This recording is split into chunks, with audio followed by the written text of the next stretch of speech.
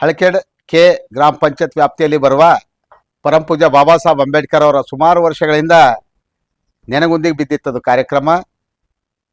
ಆ ಗ್ರಾಮ ಪಂಚಾಯತ್ ಅಧ್ಯಕ್ಷ ಶಿವ ಪಾಟೀಲ್ ಅವರು ಗಾಂಗ್ರವ್ರು ತಾವು ಬರ್ರಿ, ನಾವೊಂದು ಹೊಸದೇನ ನಾವು ಮೂರ್ತಿ ಹೊಸದಾಗಿ ಮಾಡೋಣ, ತಾವೆಲ್ಲರೂ ಸಹಕಾರ ಕೊಡ್ರಿ ಅಂದಾಗ ನಾವೆಲ್ಲರೂ ನಮ್ಮ ಟೀಮ್ ಹೋಗಿ ಅಲ್ಲೆಲ್ಲ ನಮ್ಮ ದಲಿತ ಓಣಿಯಲ್ಲಿ ಹೋಗಿ ಎಲ್ಲ ಒಂದು ಸಾಮಾನ್ಯ ಸಭೆ ಮಾಡಿ ಅವರಿಗೆಲ್ಲ ತಿಳುವಳಿಕೆ ಹೇಳಿ ಅದಕ್ಕೇನದ ಇವತ್ತೇ ಬೆಳಗ್ಗೆ ಆ ಕಟ್ಟೆ ಎಲ್ಲದ ಹಳಿದಿದ್ದಿಂದ ಏನದ ಅಂದ್ರೆ ಎಲ್ಲ ತೆರವುಗೊಳಿಸಿ ಮತ್ತು ಹೊಸದಾಗಿ ಏನದ ಅಂದ್ರೆ ಈಗ ಏನದ ಚಾಲನೆ ಕೊಟ್ಟಿದ್ದಾರೆ ಗ್ರಾಮ ಪಂಚಾಯತ್ ಅಧ್ಯಕ್ಷ ಅವರು ಮತ್ತು ನಾವು ಎಲ್ಲ ಗ್ರಾಮಸ್ಥರು ಕಲ್ತಿ.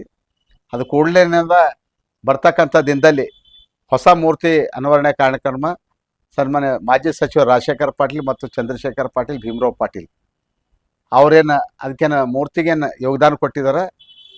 ಅವ್ರ ನೇತೃತ್ವದಲ್ಲಿ ಅದು ಒಂದು ಭವ್ಯವಾದಂಥ ಮೂರ್ತಿ ಉದ್ಘಾಟನಾ ಕಾರ್ಯಕ್ರಮಕ್ಕೆ ಸುಮಾರು ನಮ್ದೇನದ ಅಂದ್ರೆ ದಲಿತ ಮುಖಂಡರು ಮತ್ತು ರಾಜ್ಯ ನಮ್ಮ ಮಂತ್ರಿಗಳು ಯಾರೇ ಅವ್ರ ನೇತೃತ್ವದಲ್ಲಿ ಅವ್ರು ಹೇಳಿದ್ರು ಅಂದ್ರೆ ಅವ್ರಿಗೆ ತರಿಸಿ ಏನದ ಅಂದ್ರೆ ಅದಕ್ಕೆ ಆದಷ್ಟು ಬೇಗನೆ 14 ಏಪ್ರಿಲ್ ಒಳಗಾಗಿ ಅಲ್ದ್ರೆ 14 ಏಪ್ರಿಲ್ ಆ ಮಂತ್ದಲ್ಲಿ ಅದು ಮಾಡ್ಬೇಕಂತೇಳಿ ನಮ್ದೆಲ್ಲ ನಮ್ಮ ಸಂಘಟನಾ ನಮ್ಮ ಎಲ್ಲ ಕಮಿಟಿ ನಮ್ದೆಲ್ಲ ಏನು ಮುಖಂಡರ ದಲಿತ ಮುಖಂಡರು ಎಲ್ಲರೂ ಅವರಿಗೆಲ್ಲ ತೊಗೊಂಡು ಸಹಕಾರ ತೊಗೊಂಡು ನಾ ಏನದ ಅಂದ್ರೆ ಅದು ಕಾರ್ಯಕ್ರಮ ಆದಷ್ಟು ಜಲ್ದಿ ಮಾಡ್ತಾ ಇದ್ದೀನಿ.